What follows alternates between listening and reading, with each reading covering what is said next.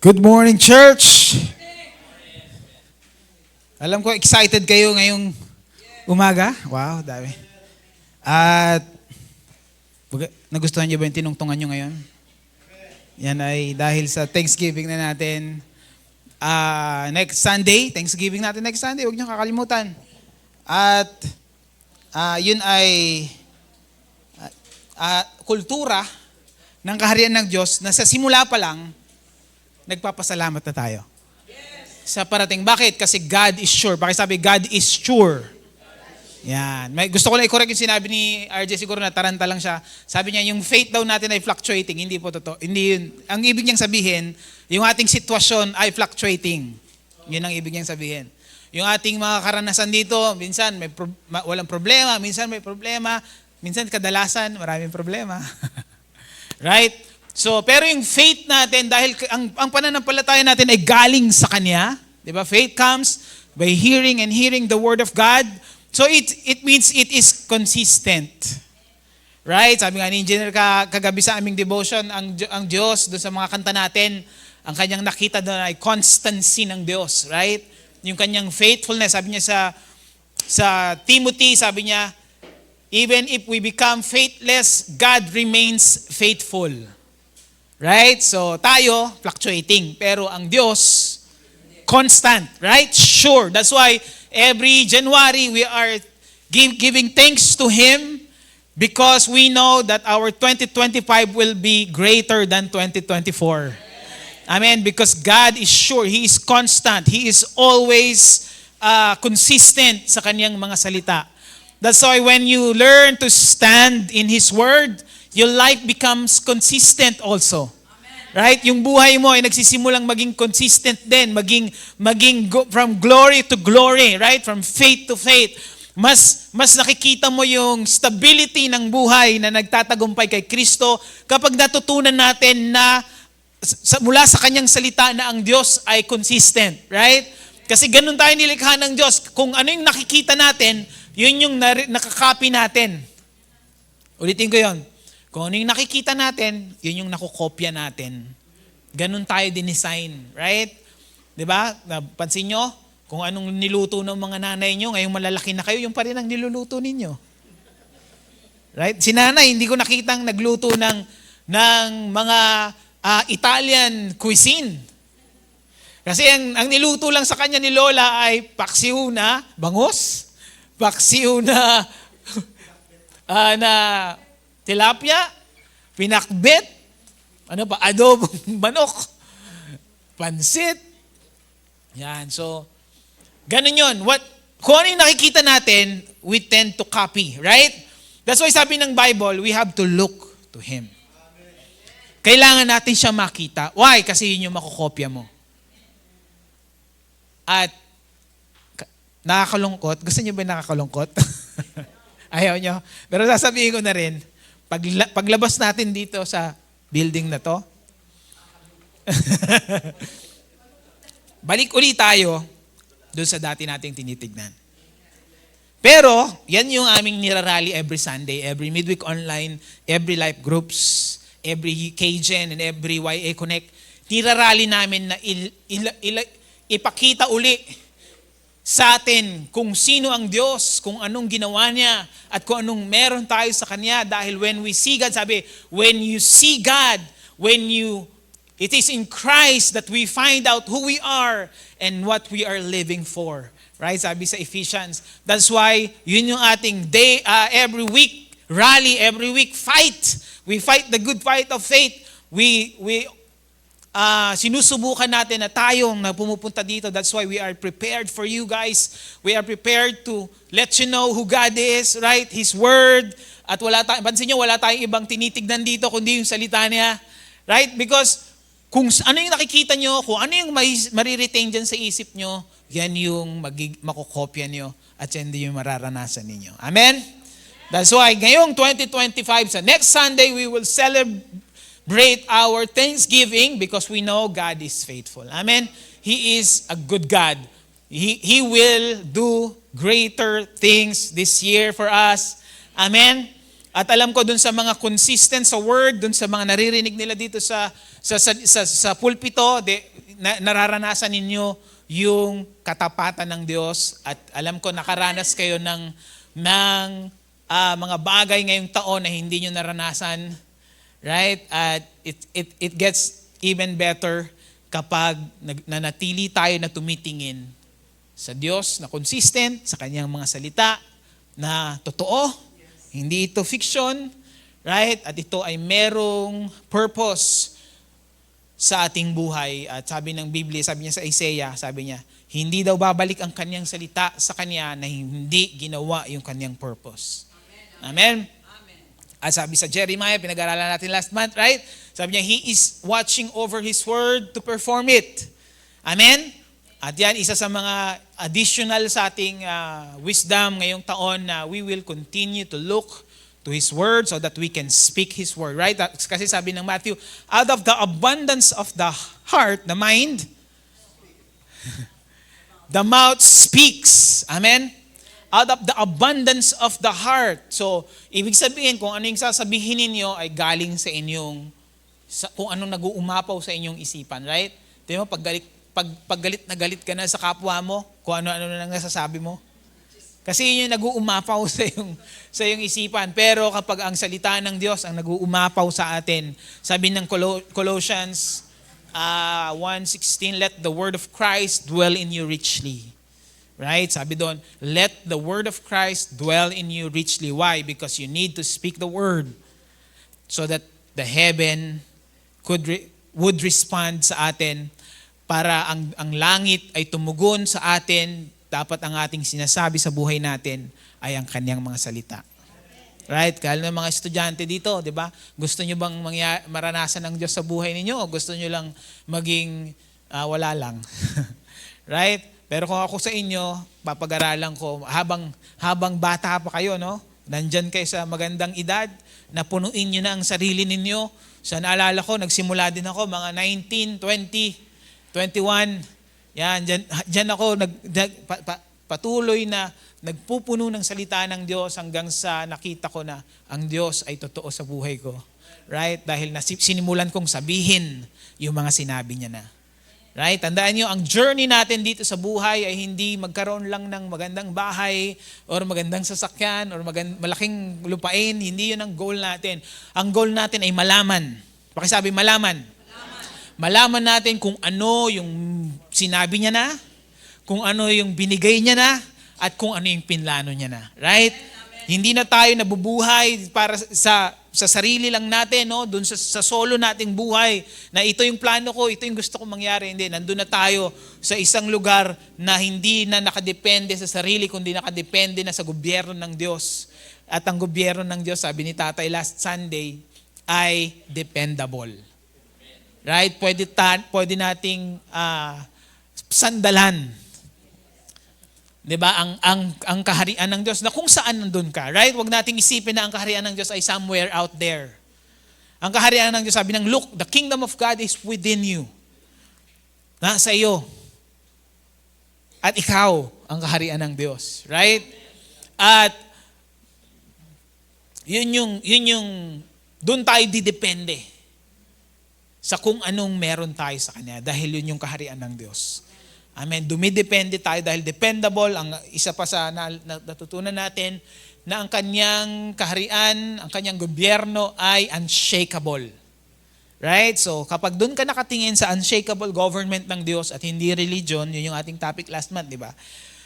Ay mas nagiging unshakable din yung buhay mo. Hindi ibig sabihin hindi ka isi-shake, hindi ka liligligin ng kaaway. Ililigligin ka ng kaaway pero hindi ka maliliglig. Right? Diba? Bibigyan ka ng kaaway ng problema pero palagi ka mayroong solusyon. Right?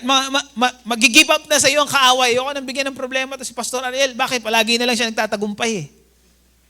At pag nagtatagumpay siya, yung dati isa lang nayayaya niya sa church, ngayon 10 na.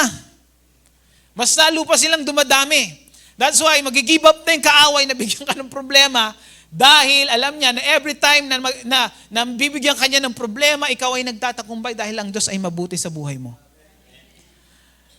At nakikita yun ng kapitbahay niyo. At habang nakikita ka ng kapitbahay mo nagtatagumpay sa buhay mo, unti-unti silang nadodraw near.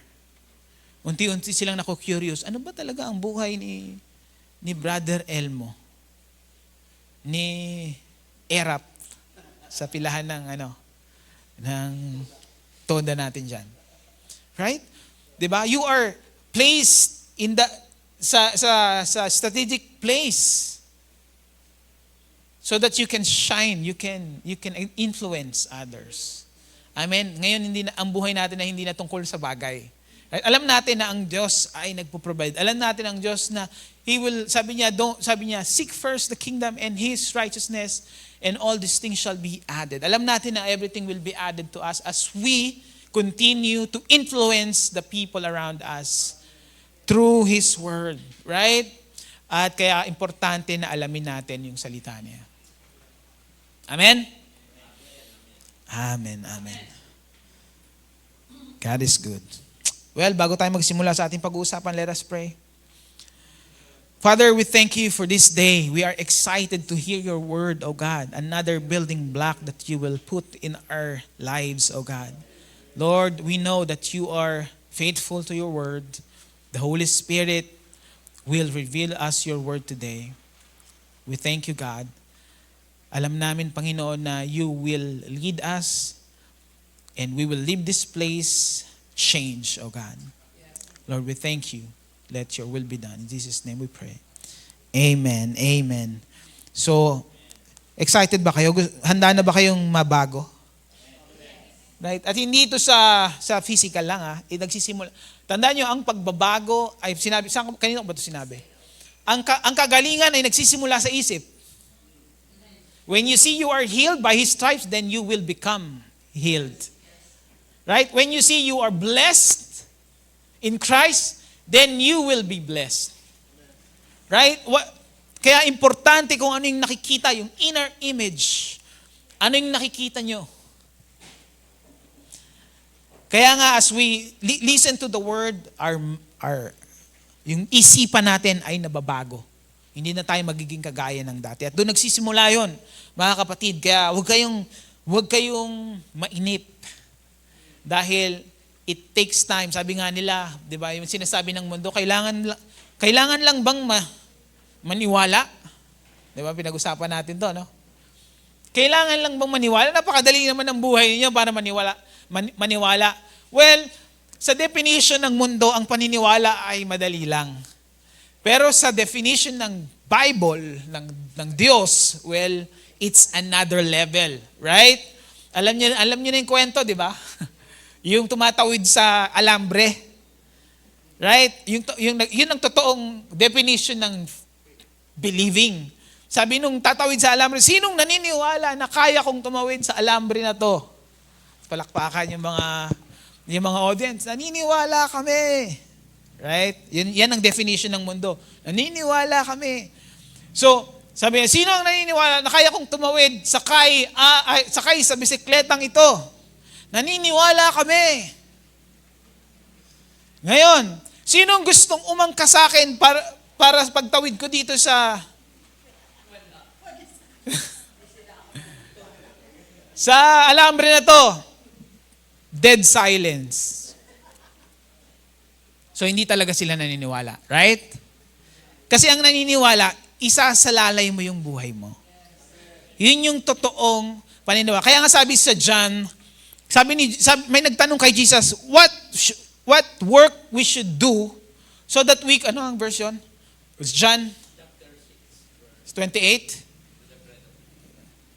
Sabi doon, what work we should do so that we can work the work of God? Tinanong sila ni Jesus. Sabi niya, this is the work, that you believe in Him whom He sent. Well, habang binabasa ko yung gospel, medyo work talaga yung paniniwala dahil lalong-lalo na yung mga Pariseo, sila, diba, nagpupunit pa sila ng damit kapag binanggit ni Jesus na siya yung Son of Man na sinasabi ni Daniel sa Old Covenant. Nung umupo siya doon binasa niya yung scroll at umupo siya sa upuan ng Misaya. Naalala niyo yun? Yung binasa niya, Sabi niya, the Spirit of the Lord is upon me. Nagbasa siya mula sa Isaiah. And He has anointed me to preach the gospel to the poor, to heal the brokenhearted. And then after he read the scroll, he sat down. At yung upuan na yon ay para lang sa Misaya. Walang umuupo doon. At nung umupo siya doon, yung mga kababata niya, kasi doon sa Nazareth nangyari, mga kababata niya nagalit sa kanya. See? Verse 28, no, 6:28, basahin natin. John 6:28. Nagalit sa kanya yung mga kababata niya, yung mga, sabi, di ba si Jesus lang to? Anak ni Mary at ni Joseph. So, ang katotohanan mga kapatid, you have to work for your belief. Kaya when the Bible says believe, He's not saying na, yes, I believe. Hindi.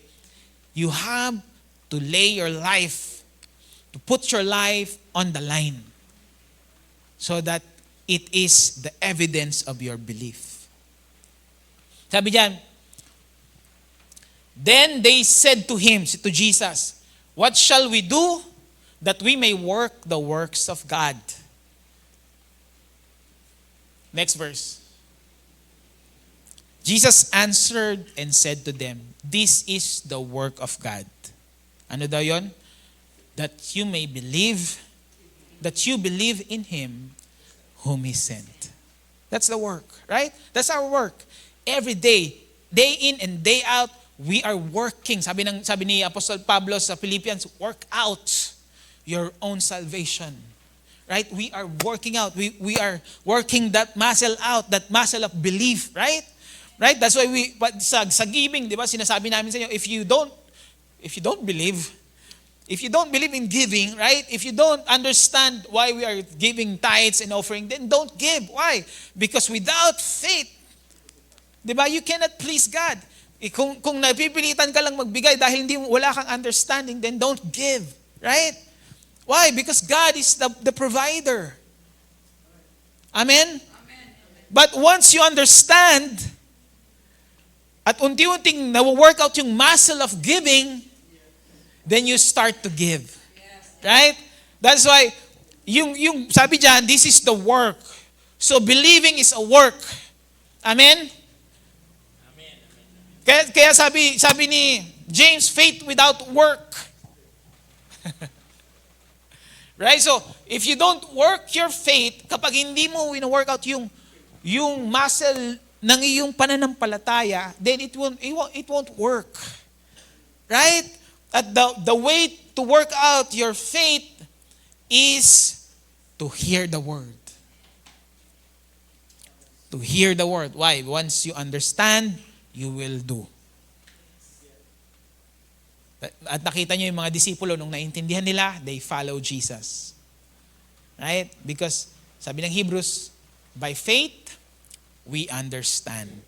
So, when we believe, we will have understanding, and then we will do it. Right? So, hindi effective yung, oy, kayo, mga makasalanan, gawin niyo to, gawin. Right? Ang tawag doon ay, ina-identify lang natin yung kanilang estado. Pero hindi natin sila ini-empower paano gawin yung righteousness na meron sila. That's why in this church, we only preach the righteousness of God, right? Dahil kung ano yung nakafocus sa atin, yun yung ginagawa natin. Right? At kung ano yung tinitignan ninyo, yun yung magagawa ninyo. At gawin yan, experiment sa buhay ninyo. Diba? Ngayong buwan, nakalipas na ang 2 weeks na ba? 2 weeks na, no? 2 Sundays. Tignan nyo kung ngayong darating na week, saan kayo mga nakatutok?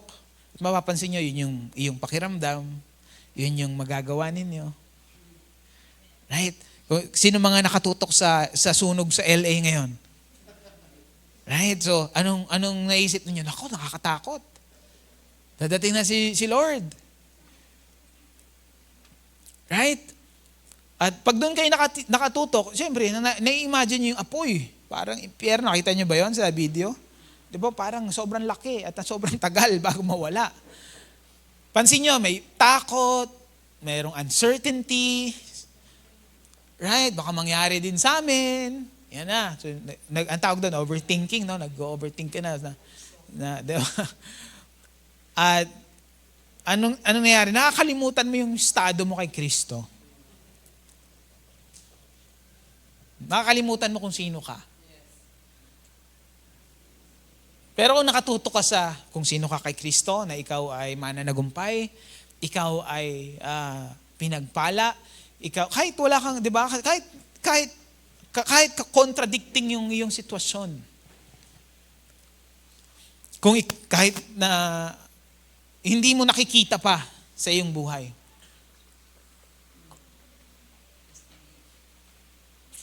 Pero, kung malagi kang magtututok doon, ang sabi ng Joshua 1:8, basahin natin Joshua 1:8.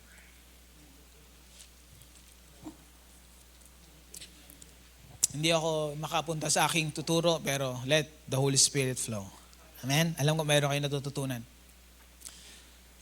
Joshua 1:8, sabi dyan, let not the book of this law depart from your mouth, but you shall meditate in it day and night. So ano ibig sabihin ng meditate? To speak it out. Mahina lang, right? Matter, parang. Ang example ng mattering ay pero kabaligtaran to kapag inutusan ka ng nanay mo at ayaw mong sumunod, palagi na lang ako inuutusan, para gano'n. Yun yung mattering.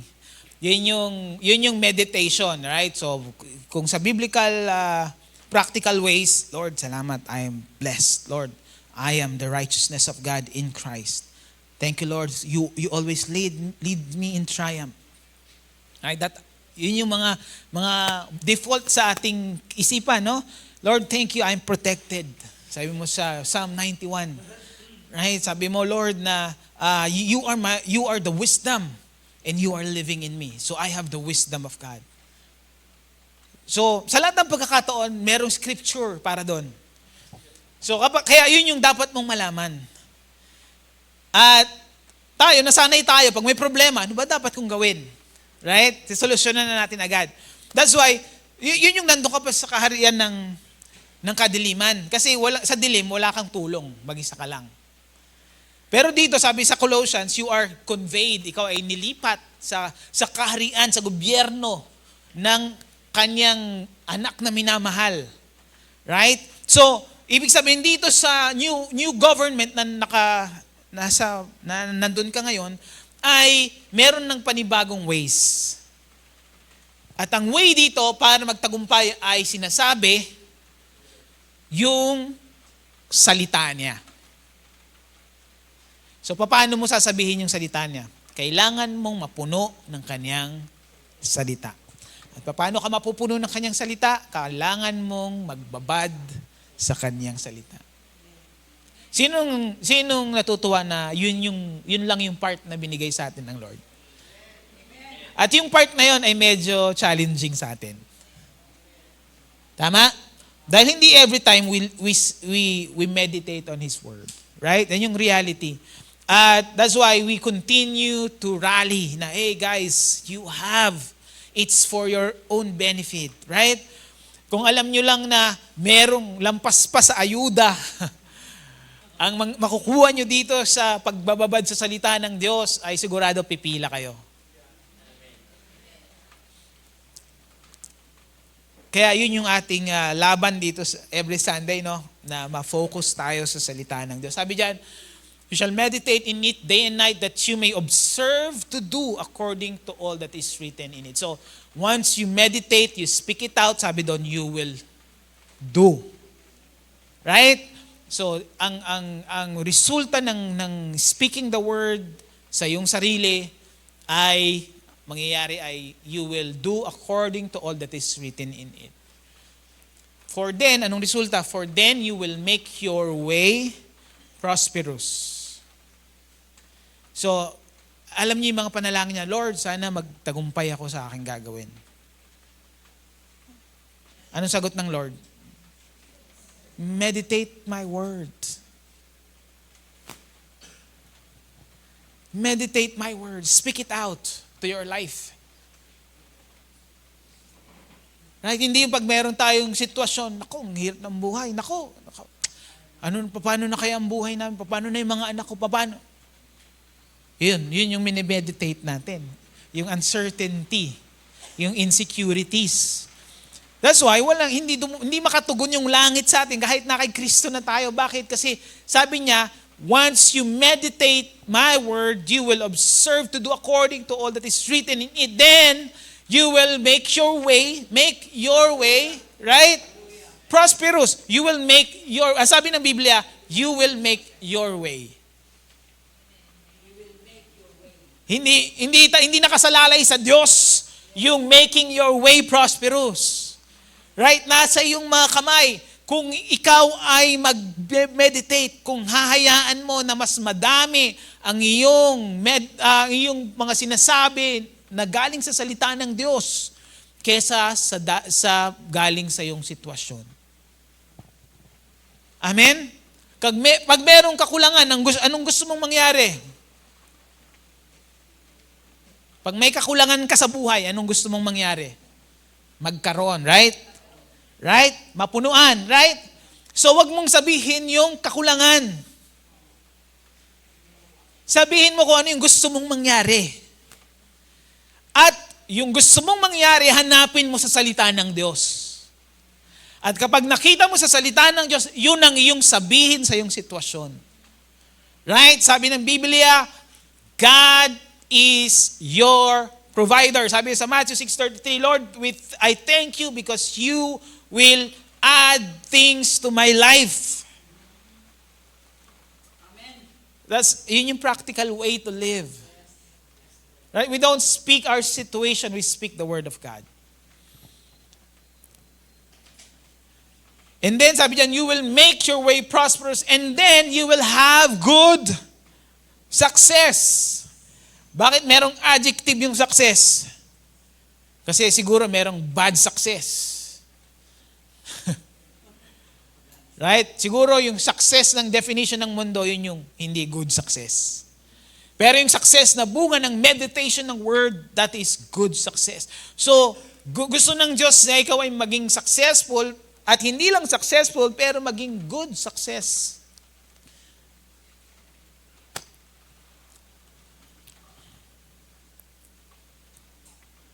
Amen? Amen. So, anong sabi doon? Meditate. So ito ang $1 million question. Ano ba ang nasa isip mo?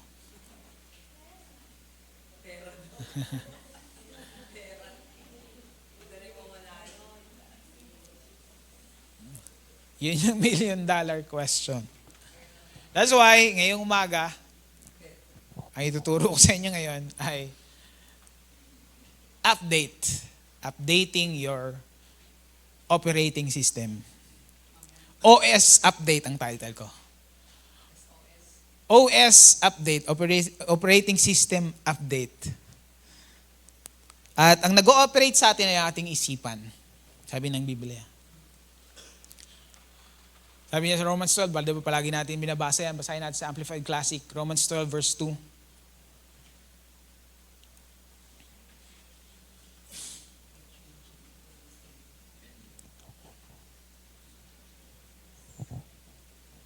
Romans 12.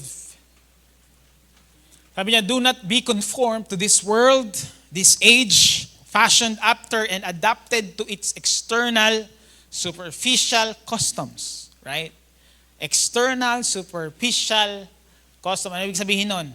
Ang ibig sabihin nun ay temporary.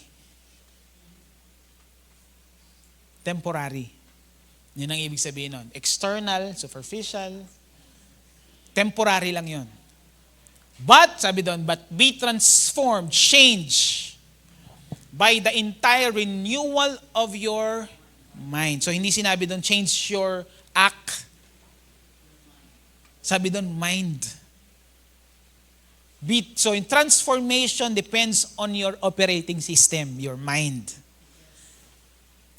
Sabi doon, but be transformed, changed by the entire renewal of your mind, by its new ideals and its new attitude. Baka sabi new. Right? Anong tinanggap natin kay Kristo? New life. Right? Meron tayong bagong buhay, eternal life or Zoe life. So dun sa life na yon, merong bagong ideals at merong bagong attitude. Amen?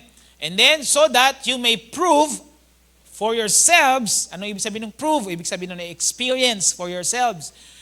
Prove for yourselves what is the good and acceptable and perfect will of God. Even the thing which is good and acceptable and perfect in His sight for you. So, ang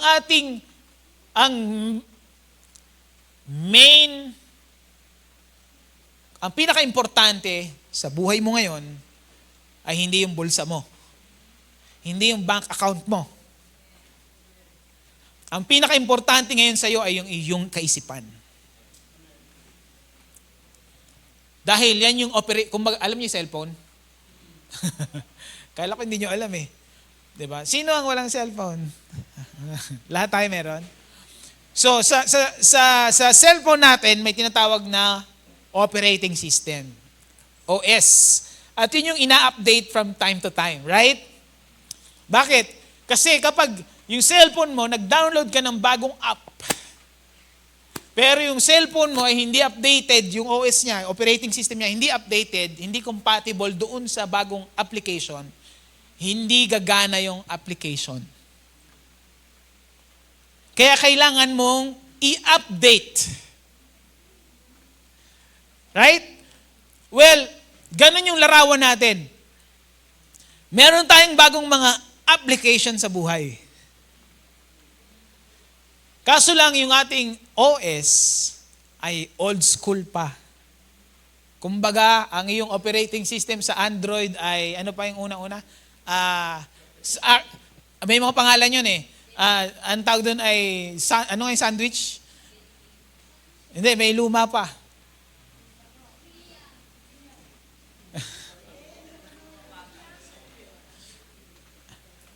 Ano ang tawag doon? Mamaya, maalala ko yun. Hindi OS, hindi klase ng cellphone. Yung laman. Yung laman ng cellphone. Ice cream sandwich. Yan. Kung hindi nyo alam yon sa Android natin, yung simulang Android, may tinatawag sila dun sa loob, hindi yung klase ng cellphone. Sa loob, yung operating system, yung nagpapatakbo doon sa cellphone saka sa mga app. So, ang tawag, yung unang mga naalala ko ay ice cream sandwich. Diba? Pinapangalan nila sa mga matatamis eh. Sunod ay Jelly Bean, Kit Kat, Marshmallow, yan. So, yun yung mga pangalan ng operating system. Kung ang cellphone mo ngayon ay ice cream sandwich pa yung operating system, hindi gagana sa iyo yung paborito mong laro ay Candy Crush. Magka-crush yung cellphone mo. Right? Bakit? Kasi hindi siya upgraded. Yun. So, ngayon ay ano na yata, Android. Nakalimutan ko na yung pangalan ng operating system ngayon. Pero, alam ko yung mga cellphone nyo, updated yan. Kaya pwede yung mga games, yung mga application dyan. At, ganun yung larawan natin. Right? Nung tinanggap natin si Kristo, nilagyan kanya ng ininstallan kanya ng bagong kakayanan. Application. Right? Yung mga application sa cellphone natin, kakayanan yon. 'Di ba? Pag meron kang messenger, meron ka ng kakayanan na mag-chat sa akin. Right? Kapag meron kang banking app, may kakayanan ka na magpasa, mag-withdraw, mag-transfer ng pera, right? Kapag meron kang app na laro, may kakayanan ka na mag-enjoy habang wala kang ginagawa. So, yung mga app na yon ay kakayanan. Ganon din sa atin. Nung tinanggap natin si Kristo, binigyan niya tayo ng bagong kakayanan. At ito ay transition na. Tinatransition ko kayo sa ating topic ngayong taon, sa ating team. At i-reveal natin yan. Sa ngayong week, meron kaming teaser. Yan. At ipopost natin sa ating Facebook page ang aming teaser kung ano yung team natin ngayong taon. At Yun yung, yun yung binigay sa atin ng Lord nung tinanggap natin siya. Right? May kakayanan. Kaso lang, yung ating isipan, yung ating operating system ay ice cream sandwich pa. Old ways pa, right? Kapag sinabi ng ganito nangyayari ka, hindi sila compatible. Pag sinabi ng Spirit na tumira sa atin, nung tinanggap natin si Kristo, ikaw ay pinagpala sa gitna ng kawalan, sasabihin ng iyong operating system, hindi nga, wala nga ako eh. Right? Hindi ayaw gumana ng ability kasi yung ating operating system, hindi natin binigyan ng oras para ma-renew. Para ma-update. Kaya marami tayong ability, marami tayong alam ko na intindihan ito ng mga bata. Marami tayong application sa buhay natin, kakayanan na hindi gumagana dahil yung ating operating system, yung ating isipan ay luma pa. Kaya ito yung version naman ng old version ni Jesus. Sabi niya, yung bagong wine ay hindi pwedeng ilagay sa lumang wineskin, sa sidlan, sa lumang lalagyan. Kasi sa panahon nila, ang lalagyan nila, hindi kagaya sa atin, yung wine natin, nasa bote. Kanila nasa balat ng hayop. Kaya over time, yung lumang balat, di ba lumulutong? Right? Kaya pag binagyan ng bagong wine yon na nagka-crack. Kaya sabi ni Jesus, hindi pwede, maganda yung kanyang example, naiintindihan yun ng mga tao sa kanila, right? Kagaya ng operating system ngayon at saka application sa panahon natin, right? Na sabi niya, kapag nilagay mo yung bagong wine doon sa lumang wineskin, ang tawag doon, ay yung lagayan, hindi pwede dahil masasabog. Hindi mo rin pwedeng ilagay yung baligtad. Lumang wine sa bagong wineskin. So anong ibig sabihin nun? Kailangan merong compatibility, right? At ganun yung nire-require ng Diyos sa ating kaisipan. Kaya nga makikita nyo ang kanyang pinadala ay salita. Pakisabi, word. Or command. Pakisabi, command. Command. Yung operating system, yan ay pinapatakbo ng mga command. Ang tawag ng mga programmer dyan ay codes. Para mabuo nila yung operating system, magsusulat na sila ng kung ano-anong mga codes, mga words, signs. Nakikita nyo yun? Para mabuo yung isang application, yung operating system. At ganun din yung nangyari sa atin. Para mabago, para ma-update yung ating isipan, ang pinadala ng Diyos ay Word. Dahil ang salita lang ang pwedeng magbago sa ating kaisipan. Amen? At hindi pangyayari. Ulitin ko, hindi pangyayari. Halimbawa, pag nanalo ka sa loto, ang nagbago lang, dahil pangyayari yun eh. Ang nagbago lang yung bulsa mo. Right? Magiging milyonaryo ka. Pero depende sa kondisyon ng iyong isipan kung mananatili yung yaman mo na yan. Kaya makikita nyo kung pag sinearch yung mga nanalo sa loto, karamihan, mataas ang porsyento nang bumabalik sa kawalan. Bakit? Dahil ang pinakamahalaga sa iyo ngayon ay ang iyong operating system, ang iyong isipan. Kaya ang ginagawa ng Diyos sa atin ay, ang ginawa niya ay hinanda niya na yung mga abilities na meron tayo. At habang nakikinig tayo ng salita ng Diyos, ay na-update. Kaya yun ang aking title, no? OS Update. Na-update yung ating kaisipan. At unti-unti nating na-access yung application, yung ability na meron tayo. Amen? Pero pag hindi ka nagbigay ng oras para i-update kung yung ating kaisipan, yung ating kaisipan ay luma pa rin, palagi siyang hindi gagana.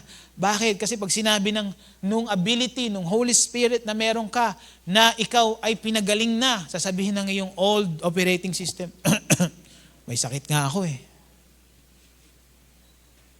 Ang sama nga ng pakiramdam ko eh.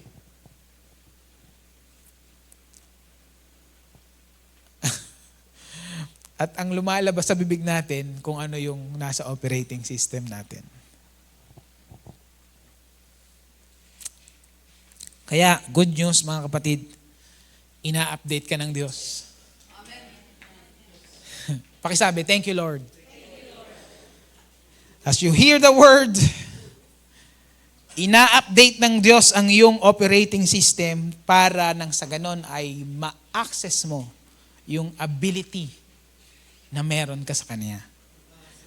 Colossians 1 verse 3. Verse 1 to 3 to 4. Amplified, basahin natin.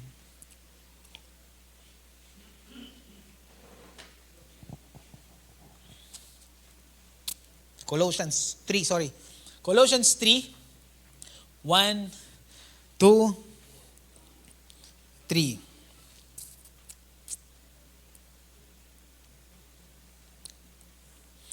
Sabi diyan, if then you have been raised with Christ to a new life, thus sharing His resurrection from the dead. Sinong nakaranas nun? Sa Tagalog, kung ikaw nga ay binuhay ni Kristo at binigyan ng bagong buhay, sino nakaranas nun? Right? And then, kung ikaw daw yon, sabi doon, aim at and seek the rich eternal treasures that are above, where Christ is seated at the right hand of God. Right? Pastor, ano ibig sabihin nun? Ang ibig sabihin nun, kung tinanggap mo si Kristo at ang nangyari sa iyo ay binuhay ka ni Kristo mula sa mga matay at binigyan ka ng new life, bagong buhay. Sabi doon, kailangan mo daw tignan yung mga rich treasure, yung eternal treasure na nasa taas. Tanong ko sa inyo, paglabas nyo dito, anong hahanapin ninyo? Anong kakainin nyo? Anong kikita? Paano kayo kikita? Right? Hindi ko sinasabing huwag niyong isipin yon. Sinasabi ko na kailangan maging bunga yon. Maging tugon yon doon sa pagkaunawa mo sa kung sino ka kay Kristo. Amen? Yung trabaho mo, yung business mo, yung ginagawa mo sa buhay, kailangan maging pagtugon lang doon sa natutunan mo kung sino ka kay Kristo. Kaya sabi ng Biblia, kung para mangyari yon, kailangan mong tignan yung mga meron ka na nandun sa taas. Right? Kung nasaan si Kristo at nakaupo sa kanan ng Diyos. Next verse. And then, dito galing yung aking title. Sabi doon, and set your mind and keep them set.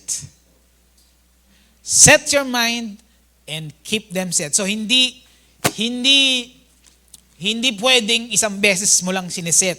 Hindi pwedeng isang beses ka lang nag-update ng operating system mo. Right? Alam mo, ice cream sandwich, ang sunod ay sa operating system ng cellphone, ang sunod ay jelly bean. Di ba? Hindi pwedeng hanggang jelly bean ka lang. Kasi may mga ability na hindi mo pa rin ma-access, may mga application na hindi mo magagawa kapag lumampas na sa jelly bean yung operating system. Ganon din sa salita ng Diyos. Hindi pwedeng ang alam mo lang ay pupunta ka sa langit. Diba? Oy, pupunta ako sa langit kasi tumanggap ako kay Kristo. Ano pa? Ay, pag may problema ka, pagtiisan mo na lang. Diba? Hindi ka updated sa iyong ability, sa iyong pribilehiyo, sa iyong pabor. Hindi ka updated sa kakayanan na meron ka sa gitna ng mga sitwasyon. That's why sabi ng Biblia, and then set your mind and keep them set on what is above, the higher things, not on the things that are on the earth. So, meron tayong madaling responsibilidad na patuloy tayong tumitingin sa salita ng Diyos.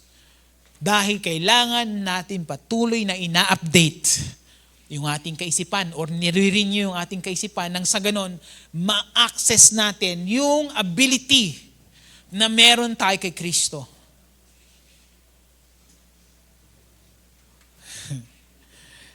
Kasi you can only as far as your mind can see. Sa Tagalog, hanggang doon lang tayo makakarating sa kung anong kayang isipin ng ating kaisipan. Kahit anong sabi namin dito na ikaw ay pinagpala, pero pag uwi mo doon, mahirap ako. Then, hanggang doon ka lang. Right? Kahit anong sabi namin dito na, ikaw ay pinagaling na ng Diyos, regardless sa iyong pakiramdam. Pero yung kaisipan na, hindi, ang dami kong sakit ng balakang, sakit ng ulo, sakit ng tuhod, sakit ng puso, sakit ng baga. Lahat na ng sakit ay kabisado mo maliban sa kagalingan na meron ka kay Kristo. Right? So, ano kailangan doon? Ang kailangan mo ay update. Diba? Tayo, updated tayo sa bali-balita. Right? Updated tayo, kaya kung ano-anong naiisip natin, nakakalimutan natin yung posisyon natin kay Kristo. And then, next verse, sabi dyan. Balik ulit doon. Balik. Sabi doon, set and keep them set on what is above, the higher things. At ang sabi doon? Not. Pakisabi, not. On the things that are on the earth. So, baligtad tayo. Tama ba, baligtad? Pero ngayon, alam nyo na, babaligtarin nyo na. Pero nung nakaraan, nung kahapon, kanina, bago nyo marinig tong OS update, baligtad tayo, no? Mas updated tayo sa gera. Mas updated tayo sa sunog. Ito, gusto nyo to, mas updated tayo sa sale sa Shopee at Lazada.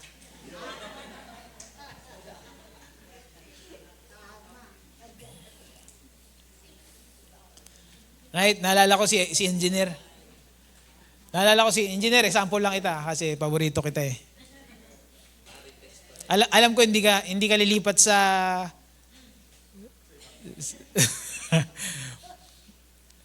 sabi niya, sinend niya sa akin yung picture ng sapatos. Ay, nakikita ko siya, nagtumitingin siya ng bagong sapatos. Sabi ko sa kanya, engineer, mabibili mo yan, sigurado ako. Bakit? Alam ko yung principle eh. Hindi, pas, tinitignan ko lang. Pagkalipas ng ilang araw yon. Pagkalipas ng ilang araw, sabi niya, pas, binili ko na yung sapatos. Sabi ko sa'yo eh. Bakit? Dahil kung saan ka updated, yun yung gagawin ng kamay mo. Yun yung sasabihin ng bibig mo. Right? Natatawa kayo kasi nakikita niyo yung sarili niyo, no? Kaya nga, sabi ng Biblia, kung saan mo isiset yung isipan, saan? Sa salita niya. Let God transform you by changing the way you think. Sabi dito, set your mind and keep them set on what is above. Pag sinabing above, hindi yung nakatingin ka lang sa kisame. Ibig sabihin nun sa salita niya. Kasi yun yung mga things that are above. And not on the things that are on the earth. Amen? Sabi, maging updated ka sa kung sino ka kay Kristo at hindi sa kung sino ka sa sanlibutan na to. Ulitin ko yun, para maalala nyo habang nasa CR kayo. Sabi ng Biblia, maging updated ka sa kung sino ka kay Kristo, anong meron ka, anong kakayanan mo, ano yung pabor na binigay sa'yo at ano yung plano niya sa'yo, kesa dun sa kondisyon mo ngayon, ano yung problema mo, ano yung wala ka, at ano yung hindi mo magagawa sa buhay. Bakit? Dahil kung saan ka updated, palagi kang tumitingin, yun ang iyong gagawin, yun ang sasabihin ng iyong bibig, gagawin ng iyong kamay, hahakbangan ng iyong paa. Amen?